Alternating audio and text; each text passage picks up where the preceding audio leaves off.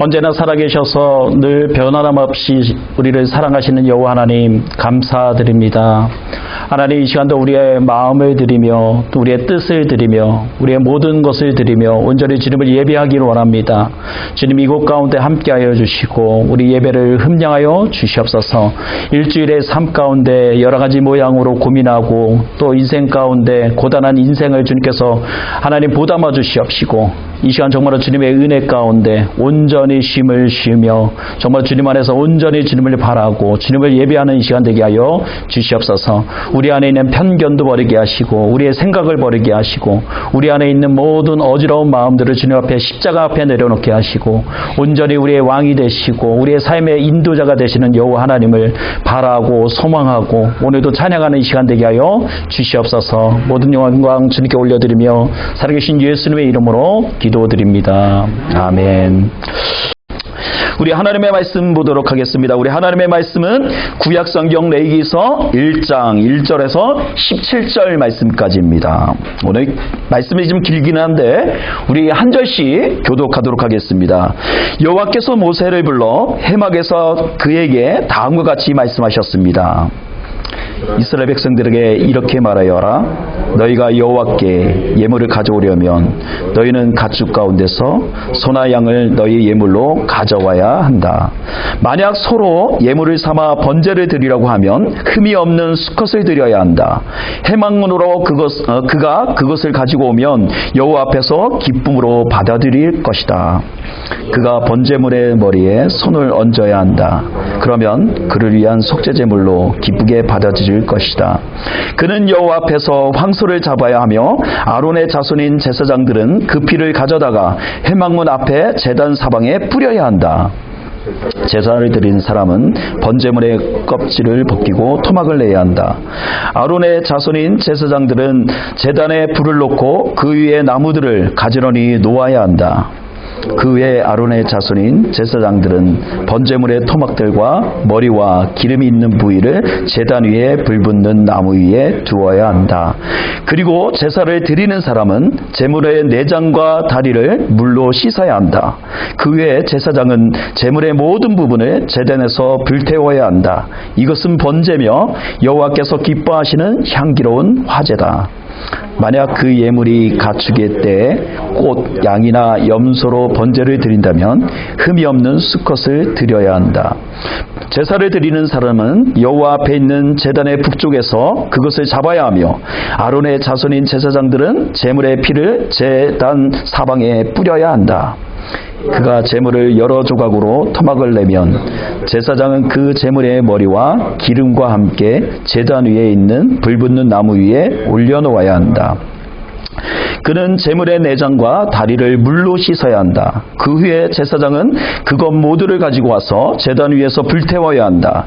이것은 번제며 여호와께서 기뻐하시는 향기로운 화제다. 새를 번제물로 여호와께 드리려면 그 예물로 산부더기나 어림 집부더기를 가져와야 한다. 제사장은 그것을 제단으로 가져가서 새의 머리를 비틀어 끊고 제단 위에서 불태워야 한다. 새의 피는 제단 옆에 흐르게 해야 한다. 그 후에 그의 모이주머니와 그 안의 내용물은 떼어내서 재버리는 곳인 제단 동쪽에 버려야 한다. 17절 갈 수 있습니다. 제사장은 날개죽지를 잡고 그것을 찢어야 하지만 아주 찢지는 말아야 한다. 그 후에 제사장은 그것을 제단 위에 있는 불붙는 나무 위에 불태워야 한다. 이것은 번제며 여호와께서 기뻐하시는 향기로운 화제다. 아멘. 오늘 우리가 이제 구약 성경에 5가지가 있는데 5가지 제사가 있는데 우리가 레위기서를 살펴보면서 5가지 제사에 대해서 우리가 좀 살펴보고 우리가 그 예배를 드리는 데 있어서 또 그 번제를 드리는 데 있어서 어떻게 하나님 앞에 나가며 어떻게 예배를 할 것인가에 대해서 우리가 좀 몇 주간을 통해서 우리가 같이 배워보려고 합니다. 우리가 레위기서는 크게 4부분으로 나눌 수가 있습니다. 레위기서를 크게 나누면 4부분으로 나눌 수가 있는데 1장과 7절은 뭐에 대한 것이냐면 제사에 대한 규례라고 말할 수가 있어요. 1장과 7장까지는 제사의 규례이고 8장서부터 10장 사이는 제사장 제도의 설립이에요. 제사장을 어떻게 세우고 제사장은 어떤 일을 해야 되는지에 대해서 기록되어 있는 것이죠. 그리고 11장서부터 16장까지는 정결과 부정의 규례가 기록이 되어 있습니다. 그리고 17장서부터 마지막 27장까지는 거룩한 삶의 규례로 나누어 볼 수가 있습니다. 우리가 레위기서를 말을 하면 좀 레위기서가 좀 어려운 성경책이라고 우리가 이해를 한 경우가 있다는 것이죠. 여러분들 혹시 레위기서를 최근에 한번 읽어보신 적이 계신가요? 레위기서 한 번도 없으신가요? 아마 여러분들이 읽어보셨을 텐데 레위기서가 그렇게 그닥 재밌는 책이 아니기 때문에 여러분들이 기억을 못하실 거예요. 우리가 성경 읽기를 시작을 하면 어떻게 해요? 창세기, 출애굽기를 아주 시원하게 재밌게 읽어나가요. 그렇죠? 창세기는 하나님이 천지를 창조하시는 이야기서부터 해서 아브라함의 이야기까지 쭉 가는데 이제 요셉의 이야기까지 가서 이제 그 다음부터 출애굽기의 이야기는 뭐예요? 바로 모세의 이야기가 연결이 되잖아요. 그렇죠? 이스라엘 백성들을 하나님께서 그들을 택하시고 모세라는 인물을 통해서 그들을 출애굽하고 그들을 이제 엑소더스 하시는 그런 장면들을 우리가 재밌게 잘 읽어 나가는데 이제 하나님께서 광야 가운데 그들을 내모시고 그들 가운데 제사의 규례를 이제 레위기서부터 이제 주신다는 거예요. 거기서부터 하나님과 하나님 백성 사이에 만남을 주님께서 준비를 하시는데 그러면서 회막 안에서 성막 안에서 너희들과 내가 이제 만날 때 어떤 규례를 가지고서 만나게 될 것이다. 어떤 제사를 가지고 만나게 될 것이라는 이야기가 바로 레위기서라는 거예요. 그래서 우리가 1년에 어떤 시작을 하면서 창세기, 출애굽기 성경책을 쭉 읽고 재밌게 읽다가 레위기서에서 좀 머뭇거리죠. 이 책 이게 지금 내용이 너무 재미도 없고 좀 어렵게 생각되는 부분들이 있어서 멈칫하시는 분도 계신데 여러분 레위기서는요 어려운 책이 아니에요. 그냥 이렇게 내용이 좀 딱딱하고 제사에 대해서 뭐 동물을 잡아서 목을 비틀고 껍데기를 벗겨서 각을 떠서 하나님 앞에 예배드리는 부분이 좀 끔찍하기는 하고 좀 이렇게 어렵게 느껴질 수는 있지만 그 부분은 어떤 것이냐면 바로 이스라엘 백성들과 하나님 사이에 뭐예요? 만남을 주선하기 위한 책이라는 거예요. 레위기서를 통해서 우리는 누구를 만나게 됩니까? 바로 하나님을 만나게 돼 있어요. 우리가 드리는 예배를 통해서 내가 주님 앞에 가져온 예물을 통해서 뭐예요? 하나님 앞에 드림으로 인해서 하나님을 만나는 장면이 레위기서라는 거예요. 우리가 그것을 생각한다면 레위기서는 딱딱하고 어려운 책이 아니다. 여러분은 오늘 돌아가셔서 오늘 읽었던 부분 레위기서 1장서부터 해서 한번 쭉 읽어나가 보세요. 그 책의 내용이 얼마나 재밌고 정말 하나님께서 이스라엘 백성들을 이만큼 사랑하시고 이렇게 만나기를 원하셨구나. 그것을 여러분들이 깨달으실 수가 있다는 거예요. 여러분 오늘 본문에는요 이제 오늘 우리가 첫 번째 살펴볼 것은 번제에 대해서 우리가 살펴볼 건데 구약에 보면 5가지 제사가 나와요. 혹시 아시는 분 계세요? 구약에 5가지 제사 아마 아실 텐데 부끄러워서 말씀 못 하실 것 같아요. 그래서 제가 말씀드릴게요. 첫 번째는 뭐예요? 번제. 번제 따라해봅니다. 번제. 두 번째는 소제. 세 번째는 화목제. 네 번째는 속죄제. 마지막 5번째는 속건제. 그렇게 해서 5가지의 중요한 제사들이 나와요. 여러분 다 아실 거예요. 다 아시는데 부끄러워서 말을 못 하시는 거 알고 있어요. 그렇게 5가지 제사가 나오는데 저는 오늘 뭐에 대해서 말씀드릴 거냐면 바로 번제에 대해서 말씀을 드릴 거예요. 번제는 뭐냐면 쉽게 말하면 번제는 뭐냐면 한자로 뭐냐면 번은 무슨 자냐면 한자로 태울 번을 말하는 거예요. 태운다. 태워서 불을 피워서 태운다. 제는 뭐예요? 제사제. 하나님 앞에 태워서 드리는 제사를 뭐라고 한다? 번제라고 한다는 거예요. 그러면 하나님이 그냥 불로 우리가 이렇게 태워서 드리는 예배를 하나님께서 기뻐하시는 건가? 그게 아니라 하나님은 우리가 드리는 그 제사를 통해서 태워질 때 뭐가 나오죠? 거기에서 연기가 나오는 것을 통해서 하나님이 그것을 향기로운 예물로서 그것을 흠양하신다라는 의미가 있어서 번제라는 의미를 사용한다라는 거예요.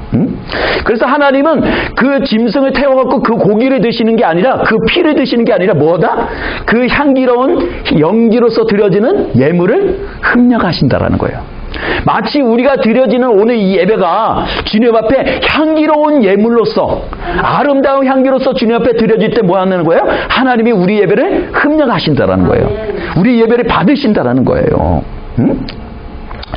그래서 이 번제라는 의미는 무엇을 의미하냐면, 번제를 드릴 때는 유의할 것이 있는데, 이 번제라는 예물을 드릴 때는 이제 짐승을 드리는데, 짐승 중에서 이제 가장 우리 인간들이 밀접하게 생각하는 게 뭐가 있어요?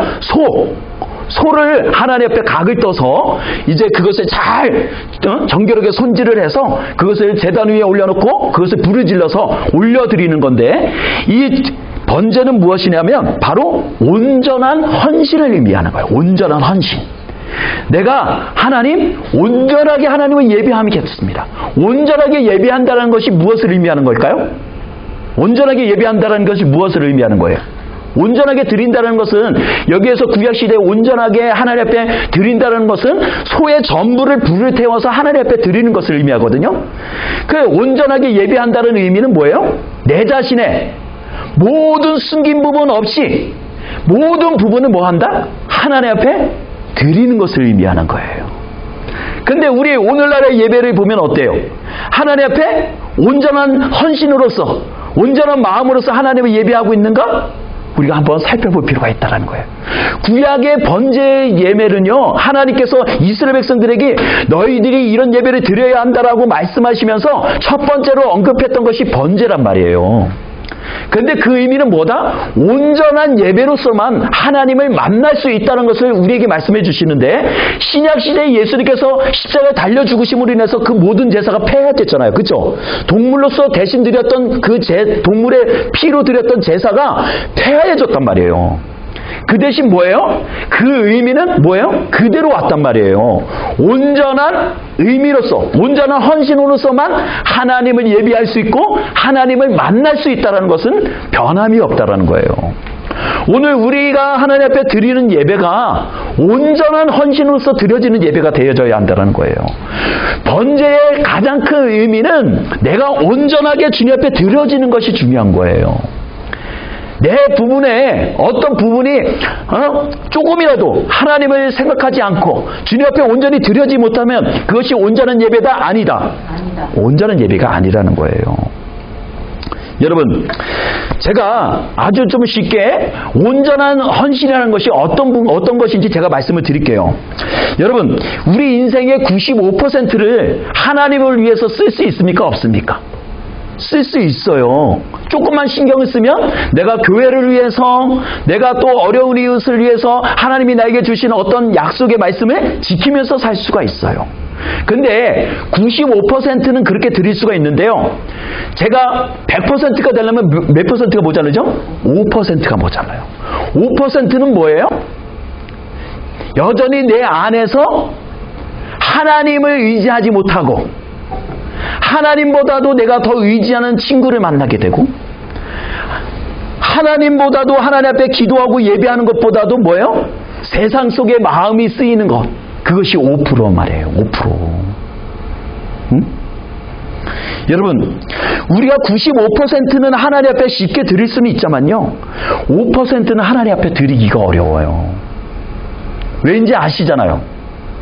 여러분들의 신앙생활을 하다 보니까 내가 정말 여러분들의 인생을 되돌아보면서 나는 여태껏 정말 하나님이 나에게 말씀하신, 구약시대에 말씀하셨던 온전한 헌신을 하나님 앞에 드렸어 라고 자신있게 말씀하실 수 있는 분 있으세요?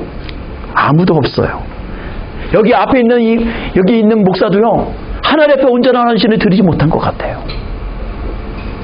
늘 교회에 대한 생각은 있고, 또 그 사랑을 어떻게 실천할 것인가, 교회를 어떻게 이끌어갈 것인가에 대한 고민은 있고, 성도에 대한 안타까움은 있는데 그것을 실천하지 못하는 경우가 있다는 거예요.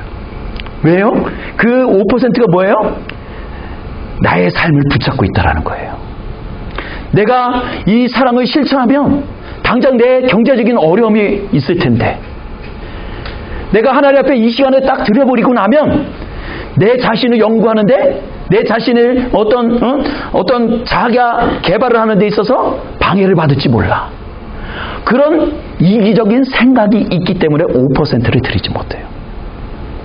그런데 하나님 앞에 5%마저도 하나님 앞에 드리는 것이 온전한 헌신이다라는 거예요. 응? 자, 따라해 봅시다. 온전한 헌신이란 5%마저도 하나님 앞에 드리는 것이다. 여러분, 5%마저도 하나님 앞에 온전히 드리실 수 있는 저와 여러분들이 되시기를 주님의 이름으로 축복합니다. 여러분들이 정말로 나 이것 없으면 안 돼. 당장 내가 이거 없으면 우리 가정 가운데 어려움이 있어. 라고 생각하는 마저 뭐 해야 된다? 하나님 앞에 드려야 한다라는 거예요. 인간의 생각은 뭐예요? 이거 드리고 나면 당장 우리 가정이 어려워. 나의 미래가 캄캄해. 내가 이거 준비하지 않으면 내가 이거 준비하지 않고 예배를 드리게 되면 나는 손해볼 수밖에 없어. 그런 부분들이 있다니까요. 근데 그거마저도 하나님 앞에 드릴 때 그것이 온전한 헌신이라고 말할 수 있는 거예요. 민수기서 28장 10절에 보면 이런 말이 있어요. 이는 상번제와 그 전제 외에 매일 안식일에 번제니라. 이 말의 의미는 무엇이냐면요, 상번제라는 말이 나오는데 제가 상번제가 뭔가 해서 이렇게 찾아봤어요. 사전에 의미를 찾아봤더니 상번제라는 것은 이거예요. 매일 아침 저녁으로 드리는 제사를 의미해요. 근데 이 제사를 언제 드리는 거냐? 매일 에브리데이, 매일 하루를 시작할 때마다 아침 저녁으로 하루에 2번씩 빠짐없이 예배를 드리라고 말씀하고 계세요. 근데 여러분, 안식일의 규례가 있잖아요. 그렇죠? 유대인들은 안식일의 규례를 너무 철저하게 지켰단 말이에요. 안식일의 규례가 뭐예요? 안식일에는 너희가 아무것도 하지 말아라. 이웃도 돕지 말고 어떤 것도 너희 자신을 위해서 아무것도 하지 말아라. 온전히 주를 위해서 예배하고 온전히 주의 날이니 온전히 주님만을 기뻐해라. 그 규례가 있단 말이에요.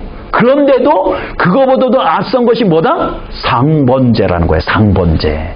안식일마저도 너희가 하나님 앞에 아침 저녁으로 동일하게 하나님을 예배해야 한다라는 말씀이에요. 이 말씀의 의미가 무엇을 의미하는 걸까요? 우리는 예배를 드리는 데 있어서 예외가 있죠. 내가 이날은 예배를 드리는 날이야 하는 날이 있잖아요. 그런데요, 성경에 보니까 예배하는 날이 따로 없어요. 일주일의 삶이 전체가 뭐예요? 아침 저녁, 수요일, 금요일 계속적으로 뭐예요? 하나님 앞에 예배를 드린단 말이에요. 오늘날에 우리가 주일날의 개념이 너무도 틀리죠. 다르죠. 우리가 이제 사회가 발달하고 경제가 발달하고 그러다 보니까 우리 인간 스스로가 이제 우리가 시간을 정해서 하나님을 예배해야 되겠다. 그래서 주일날을 정해서 주일날 예배를 드려요. 그리고 또 어떤 교회는 수요 예배도 드려요. 어떤 교회는 금요 철야도 해요. 어떤 교회는 새벽 기도도 해요. 그런데 성경적인 예배는 뭐다? 에브리데이 삶 속에서 아침 저녁으로 늘 하나님을 예배하게끔 되어 있다라는 거예요. 여러분, 이것은 믿는 사람들에게 있어서 너무도 중요한 거예요. 우리의 삶이 뭐가 되어야 된다? 날마다 예배하는 삶이 되어야 한다는 거예요. 정한 날이 없어요. 우리 꼬맹이가 가끔가다 그래요. 아빠, 오늘은 교회 가는 날이지? 이런 말을 한단 말이에요. 그러니까 이 아이의 개념은 뭐예요? 주일날만 교회 가서 예배 드리는구나. 이런 생각이 있단 말이에요. 그런데 이게 놀랍게도 모든 사람들이 그렇게 생각한단 말이에요. 주일날만 하나님 날이야. 주일날만 예배하는 날이야. 이런 생각이 있단 말이에요. 그런데 하나님은 우리에게 뭐라고 말씀하세요? 일주일의 삶의 모든 부분들이 예배가 되어져야 한다라는 것을 우리에게 말씀하고 계시다라는 거예요. 자, 이제 본문 1절을 한번 봅시다. 본문 1절에 보면 예수님께서, 하나님께서 모세를 어디로 부르십니까? 바로 회막으로 부르셨다라고 말씀하세요. 회막으로. 자, 회막이라는 말이 제가 그림을 준비하면 좋았을 텐데 아마 집에 가셔서 한번 찾아보세요. 성막이 있는데 하나님이 이제 텐트로 이제 성막을 지었는데 그 안에 이제 성막이라는 부분이 있어요. 성막은 뭐냐면 바로 쉽게 말하면 시적으로 하면 뭐냐면 만남의 장소다라고 말하면 돼. 만남의 장소. 그러면 성막은 뭘까요? 성막은 뭘까요, 그러면? 회막은 만남의 장소예요. 그러면 성막은 뭘까요? 성경에 보면 회막과 성막이 따로 나눠져 있거든요. 성막은 뭐냐면 바로 하나님의 언약궤와 지팡이가 있는 거룩한 곳이라고 구별되어져 있는 곳이에요. 하나님이 임재하시는 곳. 그래서 따로 거룩할 성자로 써서 성막이라고 하는 거예요. 근데 하나님께서 모세를 어디로 부르셨다고 해요? 회막으로 부르셨다고 말해요. 회막으로 부르셨다는 것은 무엇입니까? 하나님의 만남은 어디로부터 시작되는 거다? 어디부터 시작되는 거다? 회막부터 시작되는 거다. 이 의미가 굉장히 중요해요. 하나님이 모세를 회막으로 부르셨다는 것은요, 모세가 하나님을 만나는 장소가 어떻게 되어 있다는 거예요? 정해져 있었다라는 거예요. 여러분, 제가 이 말씀을 준비하면서 오늘 아침에 문득 예전에 읽었던 책이 한 권이 생각이 났어요. 그 책이 뭐냐면, 여러분도 한번 읽어보셨는지 모르겠지만 제가 여기 책을 준비해 왔어요. 내 마음 그리스도인의 집. 읽어보신 분 계시죠? 못 읽어보셨어요? 한번 읽어보세요. 제가 이따 책 빌려드릴 테니까 필요하신 분 가져가요. 로버트 멍에라는 분이 쓰신 책인데 너무도 책이 동화책 같은데 너무 이야기가 정말로 진실하고 마음에 와 닿아요. 아마 이거 한 30분이면 여러분들 한 권 읽으실 수 있을 거예요. 여기에 보면 이제 거실이라는 파트가 나옵니다. 제가 한번 읽어드릴 테니까 한번 들어보세요. 그리스도인으로서 그리스도와 단둘이 친밀한 교제를 나누는 것보다 더 하고 싶은 일을 생각할 수 없었습니다. 인격적인 대화로 경건의 시간을 보내면서 우리의 의정은 깊어갔습니다. 그러니까 하나님이 내 마음 가운데 오셔서 거실이라는 부분 가운데 오셔서 함께 교제를 하기 시작했다는 거예요. 그래서 그분과의 관계가 더 깊어졌다는 것이죠. 그러나 차츰차츰 여러 가지 책임을 맡은 일들에 시달리다 보니 시간이 짧아지기 시작했습니다. 하나님과의 교제 시간이 짧아지기 시작했다는 거예요. 그것은 고의적인 일이 아니었습니다. 시간이 줄어들어 때때로는 거스르는 날도 있었습니다. 어느 날 거실을 지나치다 보니 방문이 열려 있었습니다. 안을 들여다보니 주님이 앉아 계신 것이 보였습니다. 순간 나는 저분은 나의 손님이다. 내가 저분을 내 마음 가운데 모셔드리지 않았던가. 저분은 나와 함께 살기 위해 나의 구원자여 친구로 오셨는데 내가 저분을 무시해버리고 있었구나 라는 생각이 들었습니다.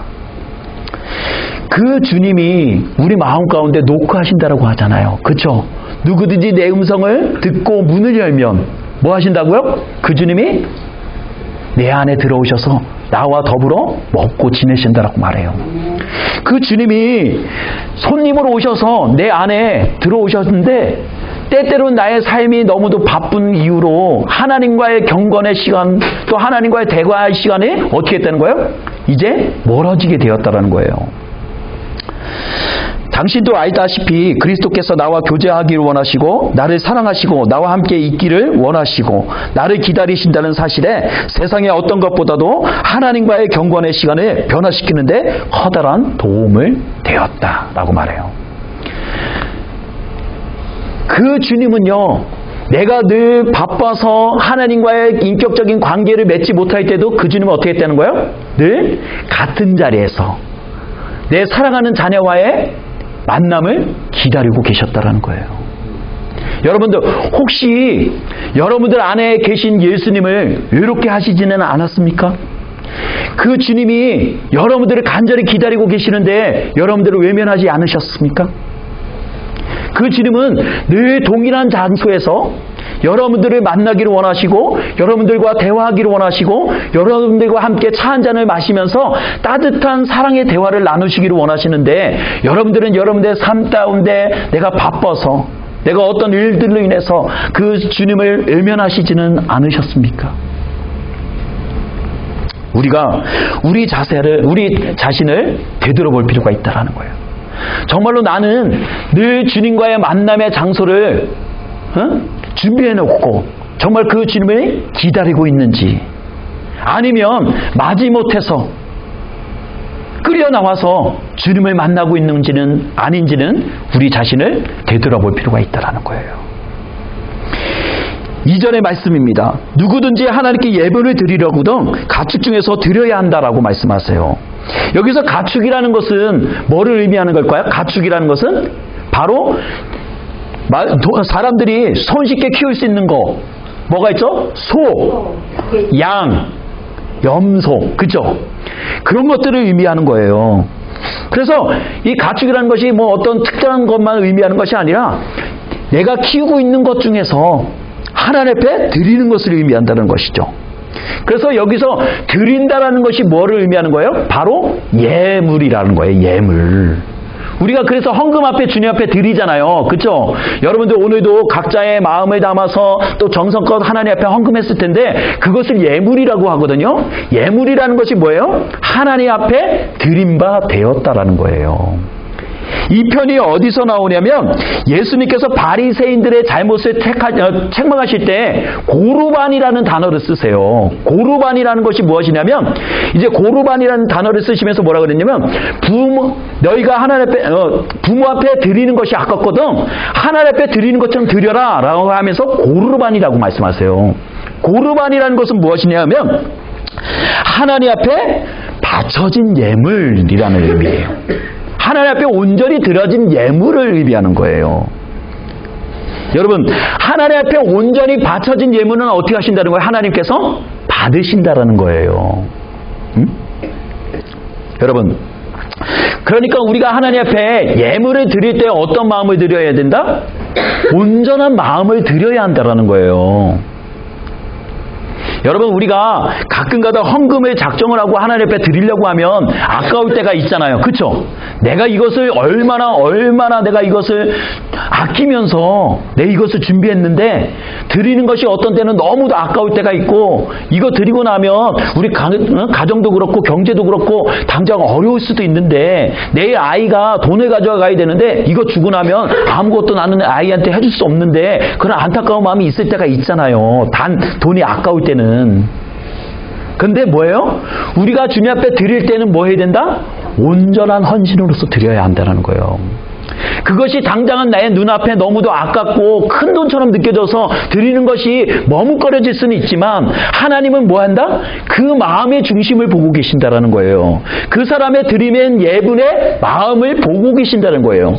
이 자녀가 어떤 마음으로 그 예물을 드렸는지 어떤 헌신으로서 하나님 앞에 예물을 드렸는지 하나님은 그것을 뭐 한다? 기쁨으로써 받아들이신다는 거예요. 그러면 그 하나님이 나 받았으니까 입 싹 닫으시겠어요? 아니에요. 그 주님이 뭐예요? 우리가 드렸던 것보다도 더 많은 것으로 우리에게 되돌려 주신다라는 사실이에요. 우리는 그것을 오늘도 믿기에 뭐예요? 기쁨으로써 하나님 앞에 예물을 드릴 수 있는 것이죠. 가난한 사람이든 부자든 소나 염소로 하나님 앞에 드리는 것이 쉽지 않은 일이잖아요. 당장.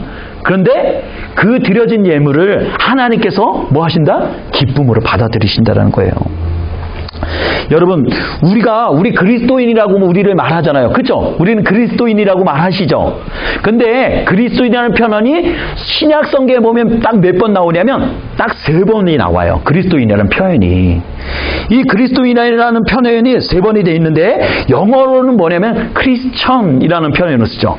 크리스천이라는 이 단어가 어떻게 되어 있냐면 크리스트 그리고 찬이라는 단어가 합성화가 된 거예요.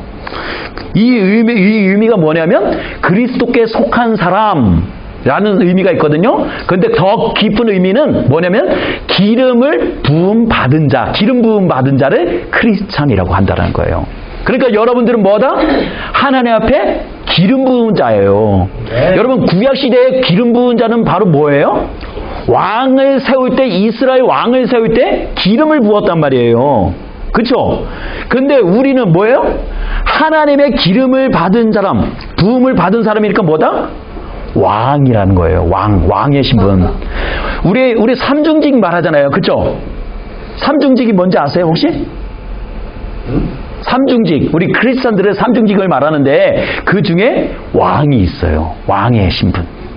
우리가 왕이란 말이에요. 그리고 제사장의 신분이 있단 말이에요. 우리가 하나님 앞에 예배를 드리는 제사장의 신분이 있단 말이에요. 우리가 여기 앞에 있는 목사님만 예배를 인도하는 것이 아니라 여러분들도 지금 뭐 하는 거다? 하나님 앞에 제사장으로서 예배를 드리고 계신 거예요. 여러분들의 예배를. 어떤 사람은 비둘기를 가지고 와서 예배를 드리고 어떤 사람은 양을 가지고 와서 예배를 드리고 어떤 사람은 소를 잡아서 하나님 앞에 예배를 드리고 있는 거예요. 근데 그 예배가 우리가 아무렇게 드려질 수가 있냐고요. 하나님 앞에 드려지는 예배가. 우리가 온전하게 예배를 드려야 한단 말이에요. 그래 그리스도인이라는 의미는 하나님 앞에 기름 부은 자인데 뭐다? 그것은 하나님 앞에 온전히 드려진 자를 의미하는 거예요. 내 자신이 그렇게 되어져서 하나님 앞에 드려지는 예배를 드리는 자가 그리스도인이라는 거예요. 어떤 예배? 내 자신을 주님 앞에 각떠진 짐승처럼 내 자신을 온전히 드려지는 예배. 그것이 하나님이 기뻐하시는 번제다라는 거예요. 여러분 이해가 되세요? 그렇기 때문에 우리 자신을 어떻게 해야 된다는 거예요? 우리가 주님 앞에 나올 때 우리가 어떻게 해야 된다는 거예요? 흠 없는 자로서, 정말로 정결한 자로서 하나님 앞에 예배하는 마음으로 나와야 한다는 거예요. 우리가 매일 드려지는, 매주마다 드려지는 예배를 우리가 아무렇게나 준비하고 내가 헌신 없이 준비 없이 나와서 예배를 한다면 그 예배를 어떤 분이 받으시겠냔 말이에요. 친구에게 생일 선물을 주더라도요, 아무거나 주지 않잖아요. 집에 나둥그러지는 거 자꾸서 했다 이거 너 생일 선물이다라고 줘요? 아니잖아요. 생일을 기억했다가 미리 생일 선물 그 친구가 원하고 바라는 것이 무엇인지를 생각했다가 뭐예요? 비싼 돈을 주고 그 선물을 준비한단 말이에요. 그래서 그것을 어떻게 합니까? 이쁘게 포장을 해서 이쁜 포장지에 그 사람의 생일날에 맞춰서 정성껏 갖다 준단 말이에요. 하물며 우리가 매주마다 드려지는 예배를 아무렇게나 준비 없이 하나님 앞에 드릴 수가 있냐 말이에요. 내 자신이 하나님 앞에 향기로운 예배로서 제물로서 드려져야 되는데 우리 자신이 일주일의 삶 가운데서 죄를 짓고 흠이 많고 여러 가지로 인해서 모가 난 부분이 많아지면 하나님이 우리 모습을, 우리 예배를 온전하게 받으시겠냐고요? 아니잖아요. 그렇죠? 우리 자신이 뭐 해야 된다? 흠이 없는 제물로서 준비가 되어져야 돼요. 정결하게 주님 앞에 준비가 되어져야 돼요. 응? 이제 4절부터 7절까지는 이제 예배를 드리는, 번제를 드리는 당사자들의 할 절차가 있어요. 뭐를 합니까? 이제 예물을 가져오잖아요. 소를 가져오고 염소를 가져오는데 그것이 거기서 끝난 것이 아니라 하나님 받으세요. 그리고서 딱 놓는 게 아니라 뭐 한다? 이제 뭐를 하는 거예요? 가져온 예물을 가져온 당사자가 이제 짐승의 머리에 대고 뭐를 해요? 안수를 한단 말이에요. 안수를 한다는 의미가 뭘까요? 바로 내 죄를 이 짐승에게 전가를 시키는 것을 의미하는 거예요. 왜 우리의 죄를 짐승에다가 전가를 시키는 걸까요? 하나님은 우리 예배를 받으시지만 죄 문제를 어떻게 하신다? 간과하시지 않는다라는 거예요. 누구든지 흠이 있고 죄가 있으면 하나님의 그 예배를 받으시지 않는단 말이에요. 응? 그래서 성경이 있잖아요. 너희가 예물을 드리다가 혹시라도 형제와 다툰 일이 있거든 뭐 하라고? 예물을 제단 위에다 올려놓고 뭐 하라고? 형제한테 가서 용서하고 화해를 한 뒤에 다시 와서 하나님 앞에 예물을 드리라고 말씀하시잖아요. 하나님은 그토록 우리에게 뭐예요? 죄의 문제를 그냥 용서하시지 않는단 말이에요. 누구든지 하나님 앞에 예배를 드리는 자, 하나님 앞에 정말로 전심으로 하나님 앞에 온전한 헌신을 드리고자 하는 자는 뭐 해야 된다? 죄의 문제를 해결해야 한단 말이에요. 응? 그래서 이제 나의 죄를 이 짐승에다 전가시킵니다라고 이제 안수 기도를 하고 뭐해요? 그것을 이제 목을 쳐서 피를 빼고 가죽을 벗기고 그것을 제단 위에 나무를 준비해서 태워서 하나님 앞에 올려드린단 말이에요. 응? 우리가 이 죄의 문제를 해결하지 않으면요, 우리가 아무리 주님 앞에 생쇼를 하고 하나님 앞에 거룩한 예배를 드리고 몇천 명이 모여서 거룩한 성가대가 짜잔 할렐루야 찬양을 해도 하나님은 그 예배를 받으시지 않는다라는 거예요. 정말로 하나님이 받으시는 예배는 뭐예요? 소박하고 몇 명 없을지라도 작은 교회라 할지라도 정말로 하나님 앞에 온전한 예배로서 헌신으로서 드려지는 예배를 하나님은 오늘도 찾고 계시고 그 예배를 흠량하신다는 얘기예요. 그러기 위해서는 우리가 교회 나오기 전에 우리가 해야 할 일이 뭐예요? 우리가 오늘 찬양하면서 우리가 회개 기도했잖아요. 그 기도를 왜 했어요? 내가 너무 주님 앞에 정결하고 바르게 살고 이웃을 돌보고 내가 나눴는데 뭐가 잘못이 돼서 하나님 앞에 회개 기도해야 되지? 아니요. 우리는 일주일에 살면서 내 마음대로 내 의지대로 하나님을 예배하지 못하고 한전히 하나님 앞에 온전히 드려지지 못했던 우리의 자신의 모든 죄들을 하나님 앞에 낱낱이 고백하며 회개해야 될 의무가 있어요. 그 문제를 해결할 때 하나님이 우리 예배를 받으신단 말이에요. 그래서 우리가 찬송가 있잖아요. 나의 죄를 씻기는 예수의 피밖에 없네. 여러분, 예수의 피밖에 없어요. 여러분들의 죄를 씻기는 것은. 구약시대는 동물의 피로서 대신했지만 신약시대에는 뭐예요? 이제 더 이상 동물을 잡아서 각을 뜨고 하는 복잡한 의식이 없어졌어요. 그 대신 뭐가 있어요? 예수 그리스도의 피 흘리심이 있었단 말이에요. 우리가 그것을 믿기만 하면, 내가 그것을 의지만 하면 어떻게 되는 거예요? 나의 죄가 해결이 되어지는 거예요. 응? 여러분, 이제 10절서부터 13절에는 이제 너희가 염소의 번제를 드릴 경우, 또 14절에서 17절에는 비둘기로 드릴 경우는 어떻게 해야 되는가 해서 나오잖아요. 하나님은 가난한 자이든 부한 자이든 그들이 드리는 예배를 어떻게 하신다? 동일하게 여기신다라는 거예요. 부자들은 소를 잡아서 하나님 앞에 예배를 드릴 거예요. 좀 중상층에 사는 사람은 뭐를 드릴까요? 염소나 그렇죠? 양을 드릴 거예요. 그렇지만 가난한 사람은 예배를 드리고 싶은데 그럼 뭘로 드릴 수 있을까요? 그 사람들은 돈이 없어요. 예배를 준비할 돈이 없어요. 그럼 뭘 할까요? 그들은 산비둘기, 우리가 날아다니는 산비둘기를 잡아다가 그것을 하나님 앞에 예배를 드릴 수 있단 말이에요. 이 말의 의미는 무엇이냐면 하나님은 가난한 자이든 부한 자이든 누가 드리는 예배이든 온전하게 하나님 앞에 드리는 예배를 뭐 하신다? 흠령하시고 기뻐하신다는 얘기예요. 그런데 오늘날 교회를 보면 가난한 사람들이 다니는 교회는 따로 있고 부한 사람들이 다니는 교회는 따로 있고 중산층이 다니는 교회들이 따로 있어요. 앉는 자리도 구별이 거의 나눠져 있어요. 누가 나눴는지는 모르겠지만 좀 가난하고 못 사는 사람이 교회를 가면 교회에서 알아주지도 않아요. 그렇지만 조금 높은 지위가 높은 사람이 오거나 귀한 분이 오면 어떻게 해요?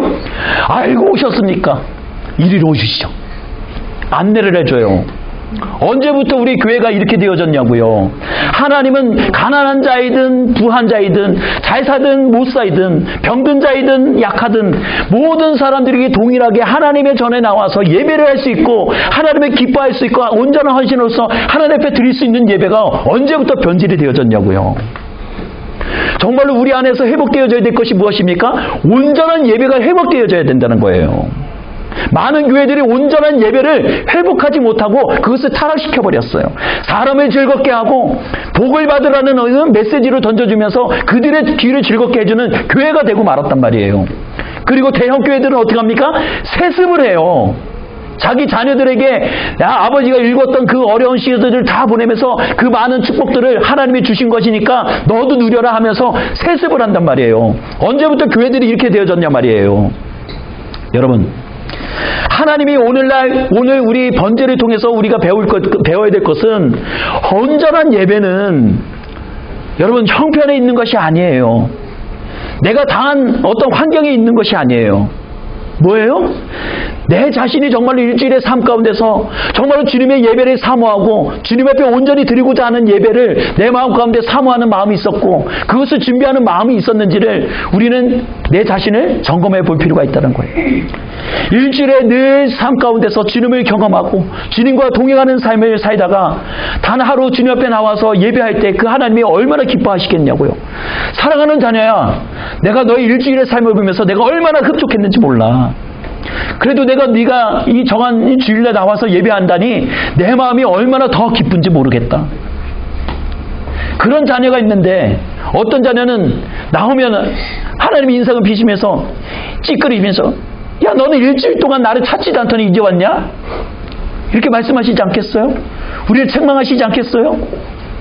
여러분, 우리 자신을 한번 되돌아봅시다. 오늘 이 번제를 통해서 정말로 내 자신이 주님 앞에 온전한 예물로서 내 자신을 주님 앞에 번제물로서 드려지고 있는지, 정말 주님의 만남을 정말 고대하며 온전한 헌신으로서 주님을 사모하고 있는지를 다시 한번 우리 자신을 되돌아보고, 우리 가스백 교회 가운데 이런 예배가 온전히 회복되어지기를 주님의 이름으로 축복합니다. 정말 온전한 헌신이 주님 앞에 회복되어지는 은혜가 있으시기를 주님의 이름으로 축복합니다. 날마다의 삶 가운데서 하나님을 예배하는 은혜의 삶이 있으시기를 주님의 이름으로 다시 한번 축복합니다. 기도하도록 하겠습니다.